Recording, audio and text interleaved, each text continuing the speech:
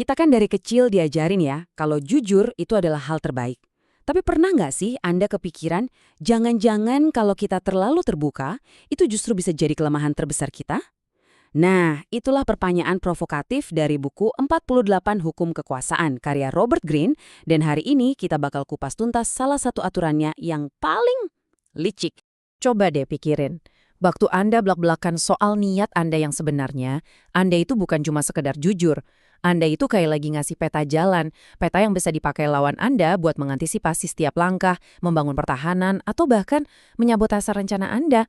Dalam permainan kekuasaan, informasi itu ibarat mata uang. Dan kejujuran yang nggak dijaga artinya Anda ngasih itu semua cara gratis. Dan disitulah letak jebakannya. Kalau Anda jadi buku yang terbuka, Anda jadi gampang banget ditebak. Dan kalau Anda gampang ditebak, kekuatan Anda hilang. Susah banget kan bikin orang segan atau bahkan takut sedikit kalau semua orang udah tahu apa langkah Anda selanjutnya.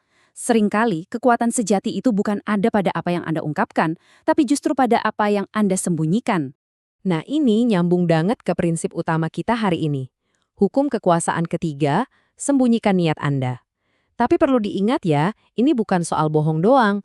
Ini soal penguasaan informasi secara strategis. Paham kapan harus diam, dan kapan harus mengarahkan orang lain ke arah yang berbeda. Inti dari hukum ini sebenarnya simpel. Bungkus semua tindakan Anda dengan misteri.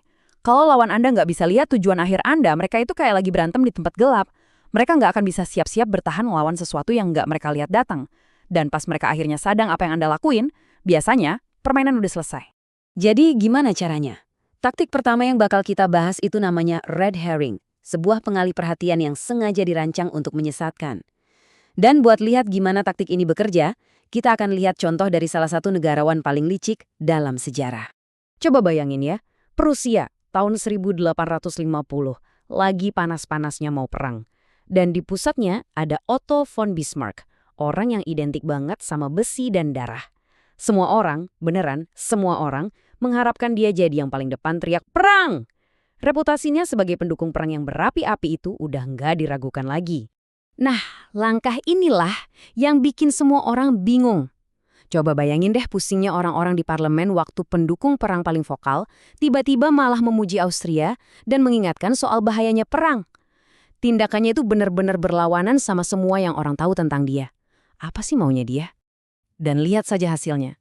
Cuma dengan satu pidato, satu negara jadi lebih tenang. Tapi yang lebih penting, pidato itu bikin dia dapat kepercayaan dari satu-satunya orang yang paling penting, raja. Nggak lama, dia diangkat jadi menteri kabinet. Dia dapat persis apa yang dia mau, dengan cara pura-pura menginginkan hal yang sebaliknya. Dan itulah red herring yang sempurna. Pidato damainya Bismarck itu sangat dramatis, sangat berlawanan dengan karakternya, sampai semua orang percaya. Mereka fokus pada perubahan hatinya yang tampak mendadak, sementara ambisi dia yang sebenarnya untuk dapat kekuasaan tersembunyi di depan mata. Jadi poin pentingnya nih, niat dia yang sebenarnya, yaitu buat perang lawan Austria, nggak pernah berubah. Dia cuma menyembunyikannya di balik topeng pendukung perdamaian, biar bisa dapat kekuasaan yang dia butuhkan untuk kemudian mewujudkan perang itu sesuai dengan keinginannya. Sebuah strategi yang jenius.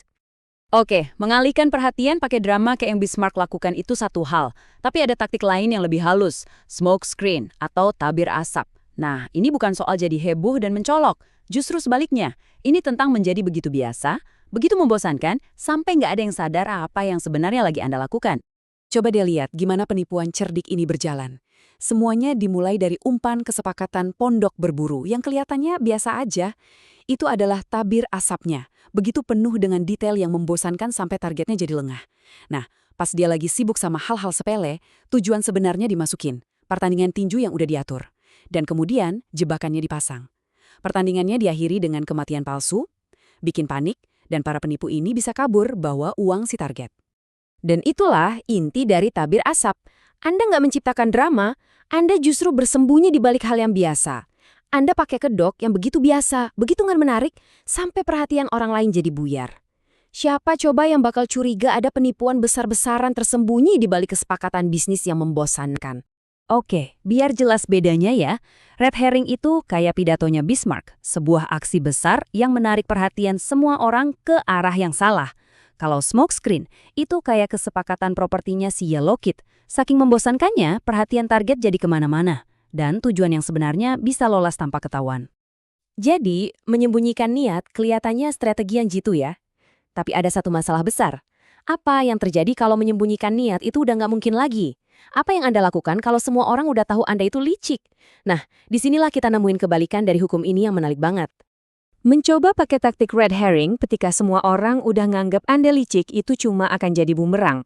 Anda bakal kelihatan makin gak tulus dan makin gak bisa dipercaya. Jadi, kalau bersembunyi udah bukan pilihan, apa langkah Anda selanjutnya? Disinilah masuk PT Barnum yang legendaris, seorang master pertunjukan yang reputasinya dibangun di atas tipu muslihat yang mencolok. Semua orang di Amerika udah tahu dia itu penipu. Mau menyembunyikan niat? Nggak mungkin. Jadi, dia melakukan satu-satunya hal yang bisa dia lakukan. Dia melakukan kebalikannya. Dia justru memamerkan tipuannya. Dan ini adalah contoh yang brilian. Bukannya menyembunyikan tipuannya, Barnum malah menjadikannya bagian dari pertunjukan. Dia mengakui reputasinya terang-terangan. Dengan tampil sebagai si bajingan yang jujur, dia justru membuat penontonnya jadi komplotannya. Mereka tahu mereka sedang ditipu, dan mereka malah suka. Seperti yang dibilang sumbernya, dunia itu memang mau ditipu. Oke, jadi setelah kita melihat semua taktik ini, pengalih perhatian, tabir asap, dan bahkan kebalikannya, apa sih pelajaran utamanya? Semuanya ini mengerucut ke satu konsep inti. Dan inilah kesimpulan akhirnya. Baik Anda menggunakan penyembunyian yang halus seperti Bismarck atau keterbukaan yang mencolok seperti Barnum, tujuannya sama, menjadi tidak bisa diprediksi, menjadi tidak terbaca. Karena ketika orang nggak bisa memahami Anda, mereka nggak bisa mengendalikan Anda. Justru misteri itulah yang menciptakan aura kekuasaan, membuat mereka terus menebak-nebak sementara Anda bebas bergerak. Jadi, coba pikirkan, seberapa mudahkah Anda terbaca?